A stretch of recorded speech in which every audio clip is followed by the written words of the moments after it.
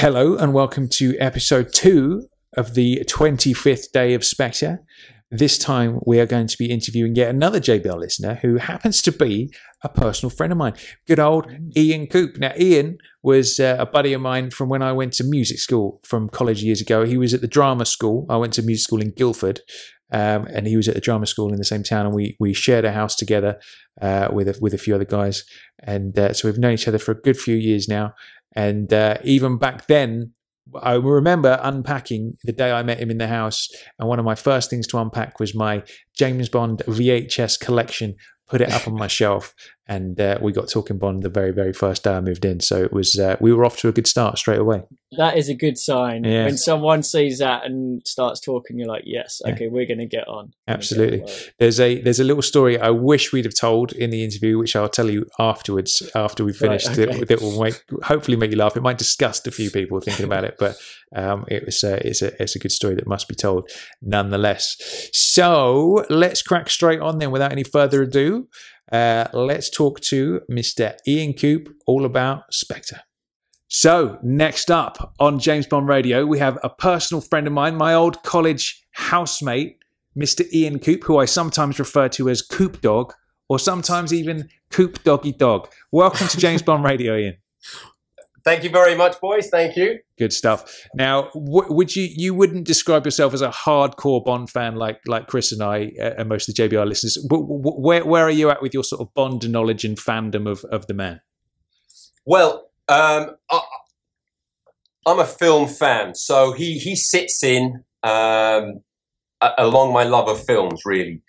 Although recently, having to catch up with the missus, I've started to progressively go through all the Bonds in quite a successive amount of time. So a vicious old, not catch up per se, but a rejig of all the Bonds back to back. So I remember you telling me this. So you and Mrs. Coop, the lovely Carly, were watching a Bond film a day pretty much for a while, weren't you? Yes. Sadly, time ran out and I had to jump ahead so she could catch up with the kind of Daniel era, as it were. So you skipped out on Die Another Day?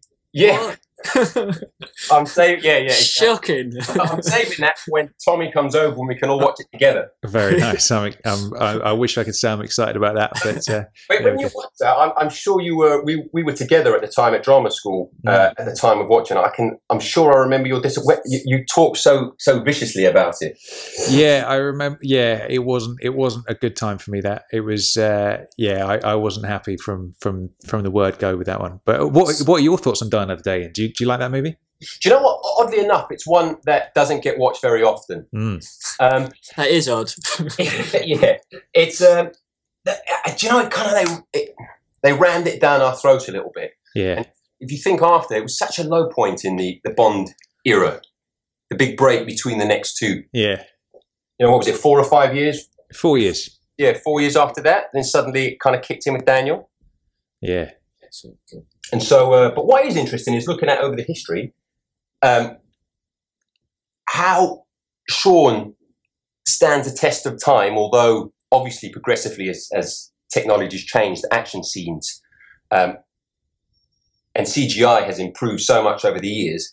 As a performance with Bond as the character, even back then, it still works. It's still such a good character and such a likable character in a way. And as you move through the times, you suddenly see how things start to develop and change when you watch them back to back. It's really interesting. Absolutely, I bet it's an experience of cultures of the time and stuff developing depending on the era and stuff, isn't it? So let's crack on then, Ian, with the 007 quickfire questions. So number one is Ian Coop. What is your favourite Bond film? Casino Royale, I've got to say. Excellent choice. Good answer. Very good answer. Any particular reason why? Do you know what? I love the darkness. You know, I love the real darkness and the grittiness of that classic stripped down Bond. And it just hit hard. It was so hard punching that it kind of really had an effect. I absolutely loved it. Definitely. I loved the small moments, the little touches. Yeah, that I absolutely loved. Good answer. And I don't know if you've had a chance to. I'm going to call you Coop Doggy Dog because I like that. But have you ever read any of the Bond books? And if so, do you have a favourite Bond book? No, I haven't read any of the books. Oddly enough, I'm quite interested all of a sudden to start reading them to get a catch up on where things are and how things are looking, and how they change and the variations between the two. If Casino Royale is your favourite movie, then I think you would seriously get on with the books because that's very, very much of a similar vibe. I'm definitely going to give it a try. Good stuff. Next question is, who's your favourite Bond girl? That's a tough one, Tommy. That's a tough one. I know. I struggle with that one on an almost daily basis, Ian. Yeah. I can't not like Vesper. Do you know what I mean? She just has a certain dirtiness to her that. I really love her. I think I do love her. So what we usually say is you're allowed two. You have one based on the strength of character and one who just awakens the physical primal beast in you. So what are your two then, I guess? Well, in fairness, I think she kind of sets everything for me as well. I mean, look, don't get me wrong. In terms of, and that goes on to this Bond as well. I thought we had two great Bond girls in this Bond film. In terms of performances, actresses, everything about the Bond girls of this film, I absolutely loved. Yeah, absolutely. So I'm gonna just sit with the one because I enjoy Vesper. So I think I'm doing injustice by, and it was one of the big parts of why I love Casino so much as well. In terms of, so I'm sticking with Vesper. Nice one. Well, that's a cracking answer. I think Vesper's right up there. Now I'm going to actually introduce a quick fire question which we haven't had before, and I'm going to say, what is your, or who rather, is your favourite James Bond villain?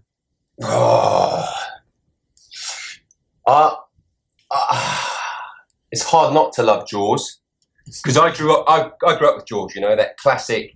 If you're talking about Jaws as can he be? He is a villain, obviously. Or are you talking about a Lynchman? I guess he's more of a henchman, but because he's so big, he could be a villain. I guess. Baddie, I suppose, is the best word to use. Baddie. Yeah. He is a baddie. I mean, it's in the classic Dr. No and the Blofeld has to be up there. Although I must say, looking back of recent of Skyfall, and I'm quite similar to you in terms of what you think of Skyfall. Javier Bardem is just so good. I really like him as a character, and I like his ruthlessness and that him as a villain as well. But I guess the early Blofelds is in terms of Dr. No is probably where I'm looking. Although I do love Jaws, but maybe that's the same with the affection I have for him. I fell in love with him as a boy as well as Roger. So there was such that history of those. Very nice. But, I do love Javier Bardem as well. I love that whole pulling out the teeth and that whole scene, and it's very kind of Silence of the Lambs. I suppose he's got a bit of Jaws in him as well with the old pulling out of the teeth, isn't he? So there's a link. But when I watched it, even recently, going back over the films recently, he is such a quality character. Absolutely. So, next question is, who is your favourite James Bond actor? That's a tough one. That's a tough one. Do you know what? I suppose I have to give an answer, don't I? So, I think I'm going to go with Sean. But I'm going to be haunted by the others. Yeah. Because I love this Roger, and I absolutely love. He's good fun. He's a laugh. But then Daniel really kind of sets the ball apart. He's a different Bond. So he's the Bond of the modern era, which I absolutely love. But I think Sean stands a test of time. Must be said.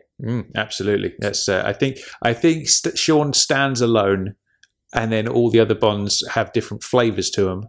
But as good as they are, but I think Sean is unbeatable. I think on some level. But from your conversation, as you were talking about, I don't think I would take Sean to the desert island now. Oh, okay, all right, interesting.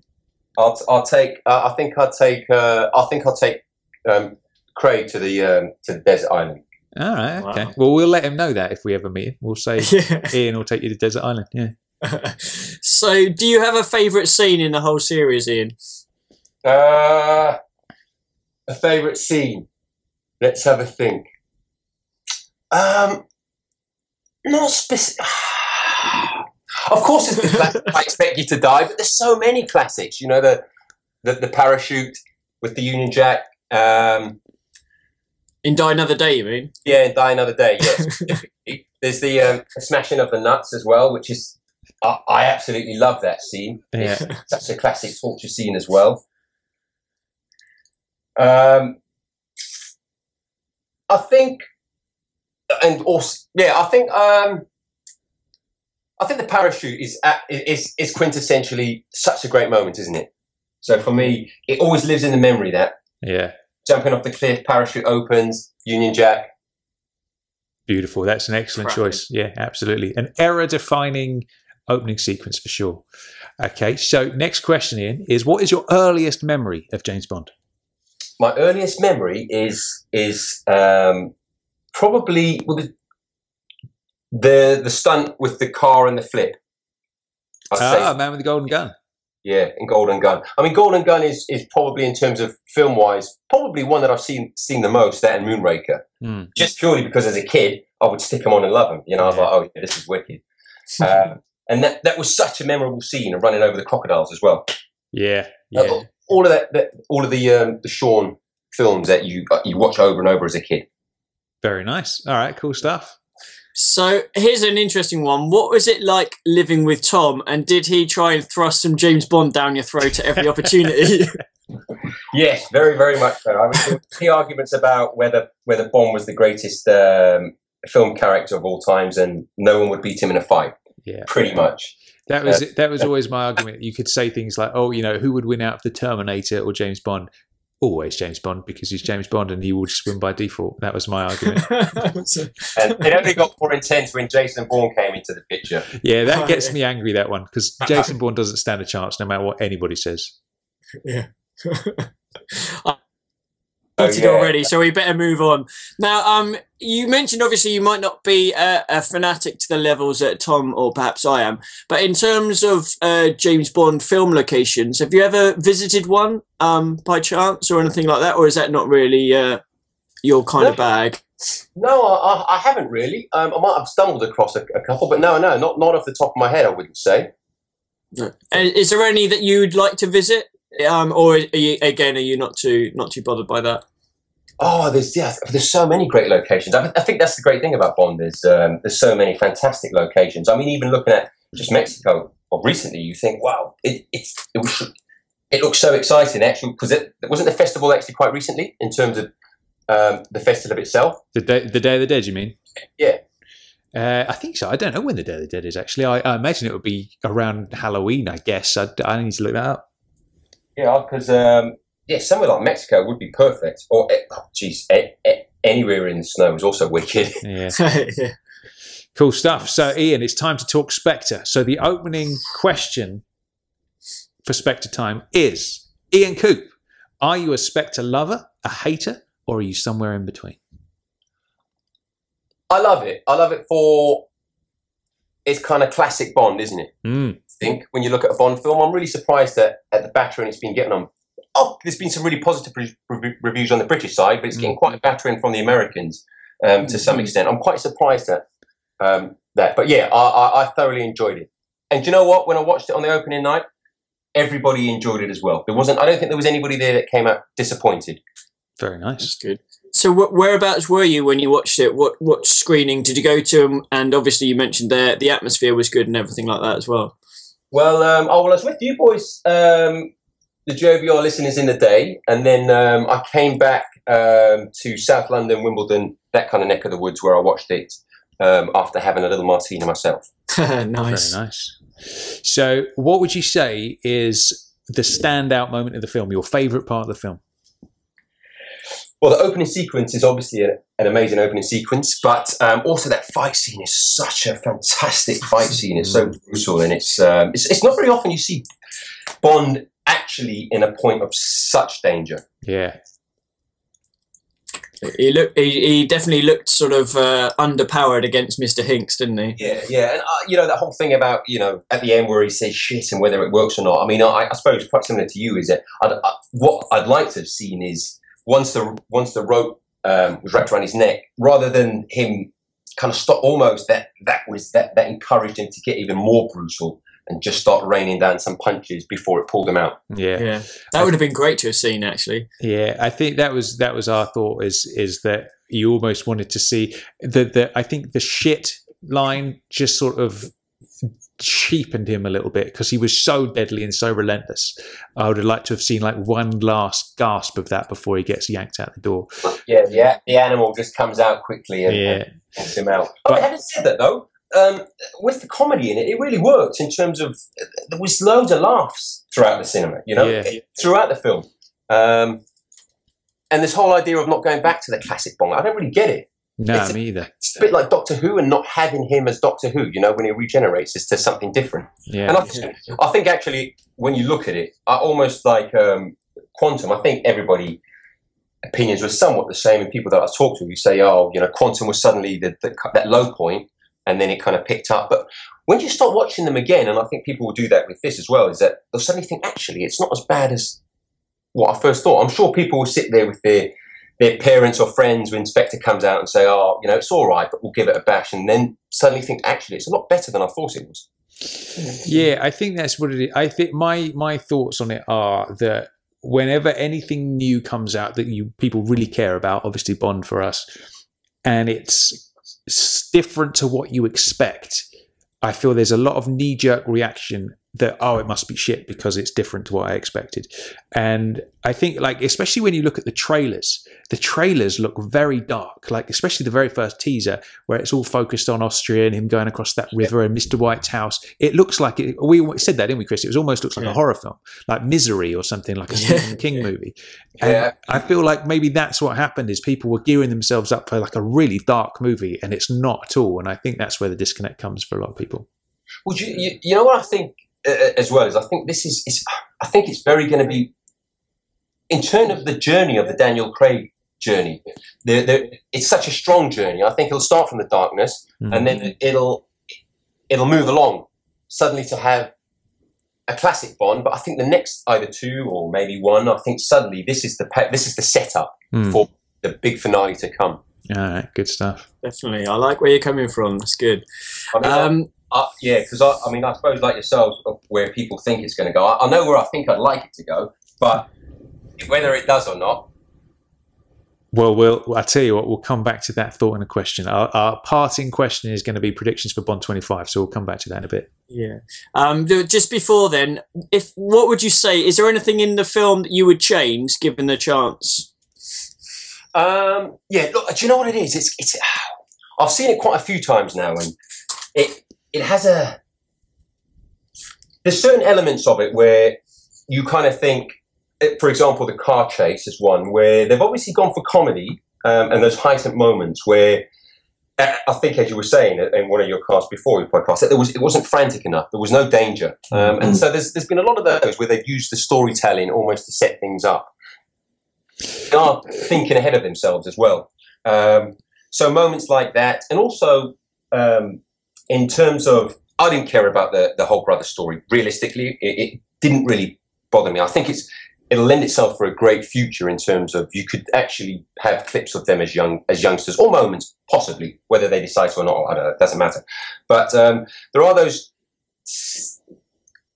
quieter moments of the pace where it kind of sits a little bit, almost as you were saying about the snow chase scene with the plane. You know, there was no kind of element of danger. It was almost a little bit too cool too often. So I would have vamped up a few of those moments, certainly. And maybe even in terms of NY's with villain, with Blofeld, just having his moment of being, obviously he's quite sinister with Bond, but just a little bit more from him.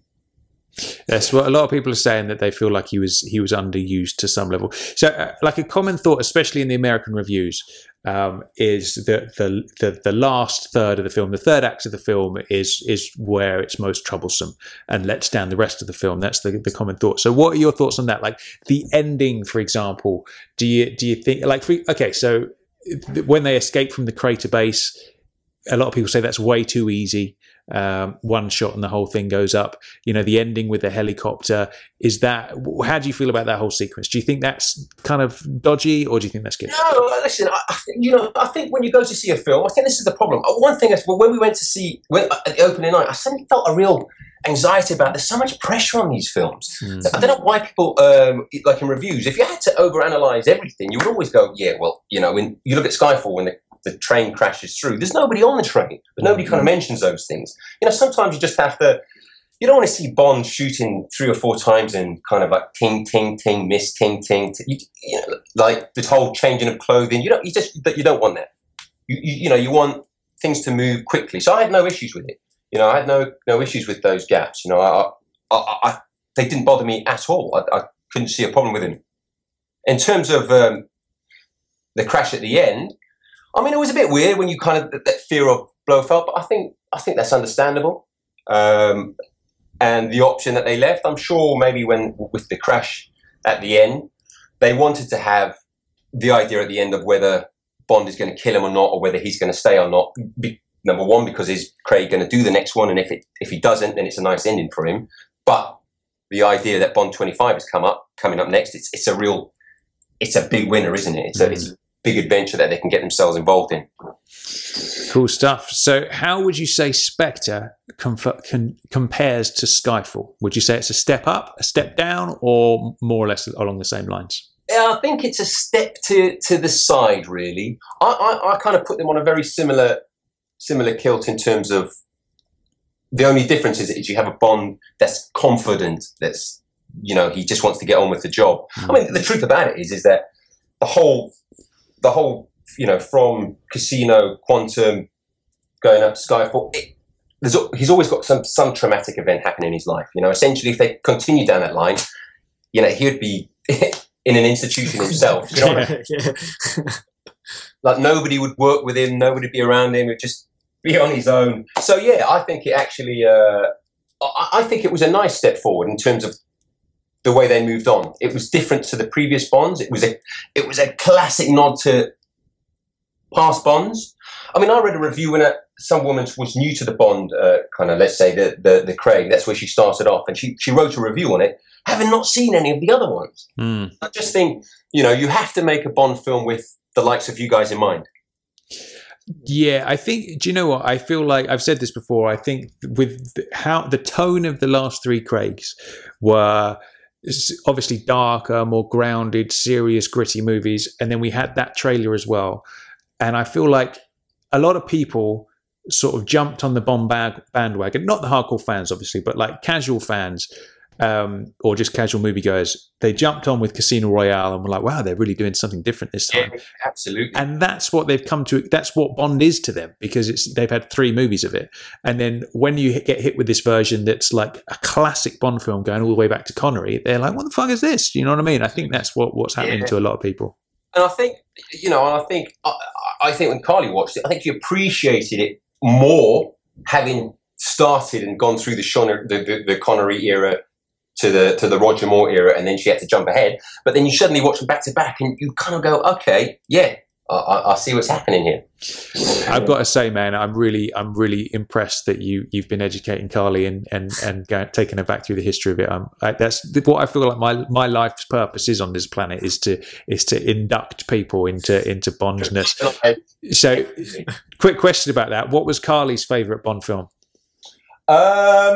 She really. I don't think she necessarily said she had a favourite, but she liked Sean, and then George came in, and then she was a little bit like, ooh, I don't like this. Ooh. Suddenly. That didn't fit with her. Right, okay. Oddly enough. And then when Roger came back, well, then obviously she was delighted to have Sean back again. Then Roger came back, and things took a different path, you know. It's a lot more... she said cheesy, funny, but she thoroughly enjoyed it. It was a lot more light-hearted. Like the nod and the wink, and it's a little bit more. He's a great character, very charismatic, but good fun. Yeah, you know, you can't not have him. Absolutely. Excellent stuff. Great. So, whereabouts would you rank Spectre amongst the Daniel Craig Bonds? It's so early to say. I would say, if I was going, I would say top would be Royale. And then I did not like Quantum, but I'm actually learning to like it. The more I've seen it, you pick up little things as it goes along, and it connects quite nicely. I would put Skyfall and Quantum on a very similar level for me. Okay. And then where would Spectre come amongst that? Skyfall and Spectre on a very similar level. Okay. So go on and give us the countdown then, from worst to best of Daniels. Top being Casino. Then I was going to say Quantum as bottom, although it's progressively picking up each time I see it. That's good. It is a grower. Do you know what it is? The first time I saw it, I was a bit like, oh, I'm not too sure about this. And then I saw it on a plane not long afterwards, saying, I'll just watch it because I don't have to think too much. And I absolutely loved it. It's, to be honest, I think the opening sequence, well, not the opening sequence, but the scaffolding sequence is one of the best sequences in all the Bond films. You know, I really love that. When they were filming it, I thought this must have been an absolute nightmare to film in terms of how much work and effort has gone into it. Yeah. I really love that.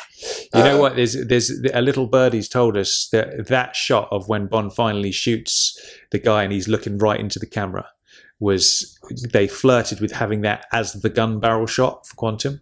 Really? That was going to be like, they worked it into Casino differently, where he's in the bathroom instead of the traditional gun barrel. They were going to do that again with that shot in Quantum. Yeah, you can see why. And also, as it's really frantic, and he suddenly spins round and they hit up against the glass and it falls down, and it's. I mean, look, it's filmed very hectic. As a lot of the film is. I mean, like as you say, the car chase, and you suddenly see the car spin off the mountain, and you can hear the engine just suddenly pick up as it goes spinning off. So there's great moments in it.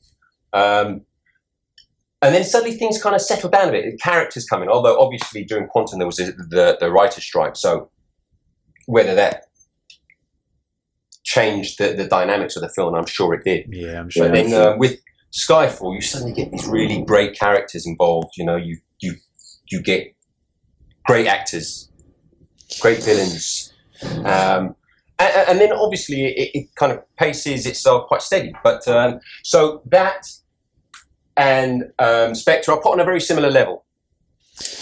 So to answer your question, still Quantum would go below, and with Spectre and Skyfall sandwiched between.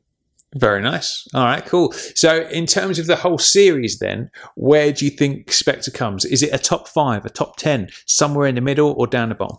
It's definitely top. It's in the top 10. Definitely, I would say around it. You know, I'll put it in the 7 mark. Definitely in the 7 mark, I would say. That's solid. It's solid enough for sure. Cool stuff. Because it probably top. Yeah, maybe a little higher than 7, but yeah, definitely up there, definitely. So, what are your predictions for Bond 25 then, Ian? Right. I don't know whether Blofeld is going to actually die in it, or whether he should die. I don't know. Is he a character that never dies? That is the question. And the whole thing with Bond, you know, this whole kind of love triangle, and Hinks, and whether Hinks is going to come back. But I would love to have this obviously this big dramatic escape with Blofeld coming up, which I'd love Hinks to be involved as well. But I would love a situation where Bond is trapped, and you've just got Hinks as this whole kind of love relationship that goes on, and Hinks is the one that causes the kind of death of it. I just have this image where he has her, you know, by the head, and Blofeld's like an eye for an eye, you know, and he takes her eyes out. Ooh, that's bloody good, Ian. Actually, yeah, I like that a lot. And then that's where you have this kind of revenge, and Blofeld possibly doesn't get it at the end, but Hinks is the barrier. That's going really dark. Yeah. That's good stuff. Yeah, like, it's this kind of idea where like Madeline Swan is caught by Hinks and Blofeld is just we know what's coming, as it were. We know what's coming, and he just says this whole kind of eye for an eye thing, because obviously his eyes, he loses an eye at the end of obviously Spectre, and so you have that, and there's this kind of revenge, this hate, or this wanting to avenge her death, as it were. Yeah, absolutely. So do you think the next film will be similar in tone to Spectre? Do you think it's going to go super dark? Do you think it's going to go even lighter? What do you think? No, I don't think it's going to have a similar tone. I think they will take it to a kind of a darker edge in terms of where they go. I think they'll take it to a darker edge. I think they've done the classic with a lot of comedy in it, and I think they'll take it to a darker edge now. I think we'll definitely move to, and I hope they're not kind of feel forced to do that because of what people think. I just think it will be a natural evolution in terms of the story of Bond. Interesting. It will be interesting to know how much the reviews do influence how they think about it, whether because obviously on some level it has to. If a film is completely panned and it makes no money, then they have to revisit and be like, okay, we've got to rethink this. But then, even if it has bad reviews, but it still makes a shit ton of money. It's making a lot of money at the moment, isn't it? Yeah. Absolute killing. So why wouldn't they go down there? But mind you, Die Another Day made a shed load of money, and they decided to change the formula after that, didn't they? So yeah, they know what they're doing. I mean, the thing is it's like, how far ahead are they thinking in terms of cast-wise? Which actors can they get back? It's 25, so I'm sure Daniel Craig will come back. Although as much as he's had a difficult shoot with it, I'm sure he'll come back. But it's interesting where their thoughts are in terms of how far they think ahead. I'd love to see them do like a classic Lord of the Rings, a double shoot. So you get the two films sandwiched with the double shoots, as it were. That's an interesting idea, isn't it? Because obviously, as well, you've got the idea that if Mendes comes back, typically it'll probably be another 3-year gap, and if he does another 2, that's 6 years. And Daniel Craig's, he's not getting any younger, so that is definitely a potential idea. I don't know whether he'd be up for like a full year's shoot as opposed to the 6 months or not, but yeah, interesting. So, how many times have you seen it now? I've seen it 5. I'm only on 4 still. I'm going to go for my 5th whenever I've got a next free night, which I think is Tuesday or Wednesday. Now, here's the question. Can you overdo it to a point where you think, maybe I should give a break on it for a little bit, let it settle down a bit? I think, while it's in the cinema, because it's on the big screen, you want to make the most opportunity, and you know that if you've then got a month or 2 where you don't watch it, or 3 months or however long it might be, that's enough space to get fresh eyes back on it after that. But while it's on the big screen, it's hard not to watch it. Do you know what? Do you think it's like a bit? Do you think it's quite odd, because when I was watching them quite recently, it's easy to miss things in all of the Bond films. Yeah. Do you know what I mean? So when you're watching like Quantum back to back, and all some of the recent films, you suddenly pick up and go, okay, I missed that on first watching. That makes so much more sense now, or it makes more sense now that I've watched Skyfall as well as. Yeah. Well, Spectre's got loads of them, hasn't it? Spectre's got so many nods to the previous Bonds. Every time you'll pick up something new, and it's great. That's what adds to it, I think, at the moment. Even the classics like, I Expected to Die. That about the whole why have you come here? I've come here to kill you. Yeah. Oh, thought you'd come here to die. It's such a kind of a link, isn't it? Yeah. So there's link after link after link after link. I think people are a little bit like to overanalyze it. Yeah, I do. Really? I get the brotherly thing. I get why some people would hate that, but it doesn't bother me one bit at all. No, but I understand that. If they didn't have it, would it have really mattered? It probably wouldn't have. But I don't think. Yeah, and then the idea like the brotherly thing. I think people have looked too much into this whole brotherly thing. I mean, essentially, he just stayed with him, hasn't he? I mean, he's kind of like their paths have crossed, and as you say, it's not like Blofeld has decided that he's going to set up this whole evil plan just to kill James Bond. And when James Bond's dead, he's like, okay, I'm going to go work in the city. You know what I mean? Yeah. It just won't happen. It's just that, as you say, I think he's kind of fallen into his world, as it were. Yeah, totally. That's precisely right. Yeah, in all of the films, really, I don't think they just went, right, let's go get Bond. I think he's kind of stumbled into this Spectre world, and they're just making life difficult for him upon choosing to, you know. And when Bond is out of it, they will continue. Cool. So thank you for coming on the show, Ian. It's been good to catch up and hear your thoughts on Bond, and I'm really impressed that you've been educating the missus as well. Yeah. Well, I'm looking forward to seeing coming up to the latter point, because we obviously jumped ahead after we got to Roger Moore. So it'll be interesting how my thoughts on Pierce, who I really like, and how Timothy Dalton sits in as well.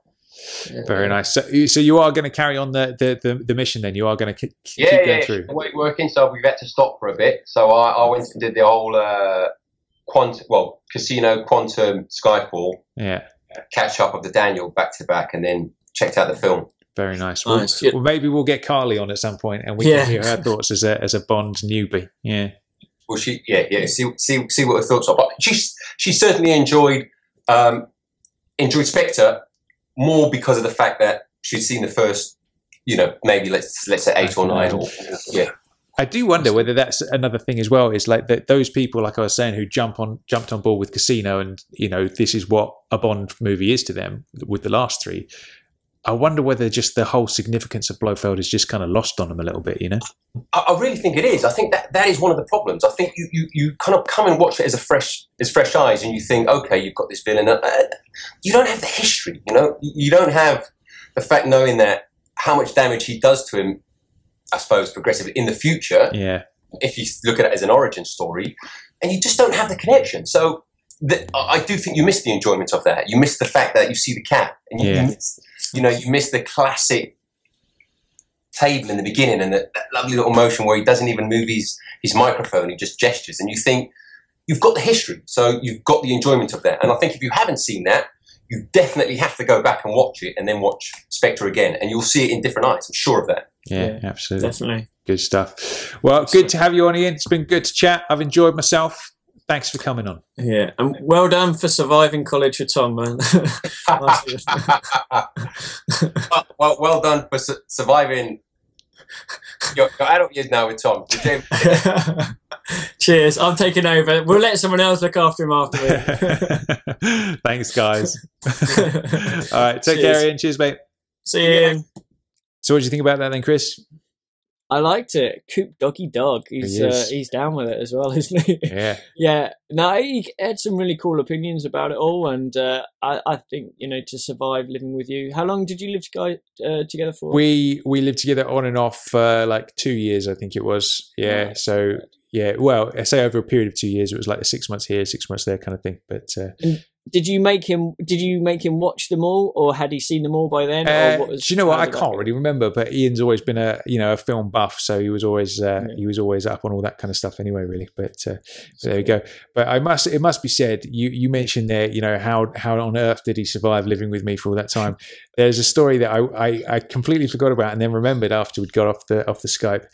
Which is, we used to work together at the local bowling alley, right? Back in the day, that was like our student job, right? Basically polishing shoes and giving the bowling shoes out, right? And then it came time for us to leave. We had to wear these amazing shell suits as well. When it came time for us to leave, you had to. Yeah. Ian was like, "I've got this idea for a little joke we should plan." And I was like, "All right." And basically, what we did is we bought this lovely selection box of biscuits, like a biscuit tin, right? Yeah. We go around the back, and there was this Polaroid camera around the back that we were supposed to take pictures of the kids for the kids' parties and all that kind of stuff. Go around the back, get the Polaroid camera. We basically drop our jogging bottoms in our shell suit. We take a fan of the biscuits and put them between our butt cheeks. Turn around with the thumbs up, got our friends to take a photo of the pair of us. Then we sellotape the photo to the bottom of the biscuit tin, put all the biscuits on top. And then we just waited. So basically, the day we left, we're like, "Oh, we got you guys a little something. So, you know, just to say thank you. It's been great, you know, working here and all that kind of stuff." And they're like, "Oh, great. Thank you. That's brilliant." And they start tucking into all the biscuits. We both left with a little sly grin. And then months later, once they'd actually finished the biscuits, the last person would have picked up a biscuit and there'd been a photo with me and Ian with the biscuits up our arse, basically going, "Ah." Yeah, and I wish, if I had one wish in life, apart from George making Diamonds Are Forever, it would have been to have been a fly on the wall in that room the moment somebody realised that's what we'd done. But we heard through the grapevine later on that some people found it very funny and others were completely disgusted and appalled by our behaviour. Yeah, I bet they were. That's a pretty genius thing to do. I like but that. I have to put my hands up. It was Ian's idea. The whole thing, I was just easily led. Nice, Yeah. nice. The biscuit butt boys. Yeah, absolutely. Yeah, but there we go. Cool. So that was all good fun. Good to have Ian on the show. So that's about it for today's 30 Days of Spectre installments. Like we said, we're going to have 2 interviews a day with the JBR listeners coming up. So you're getting double the fun for the last week of 30 Days of Spectre. Lovely. Very much so. So until tomorrow, we will be back. I've been Tom Sears. I've been Chris Wright. And we'll see you in the morning. We will indeed. See you tomorrow, everyone. Bye.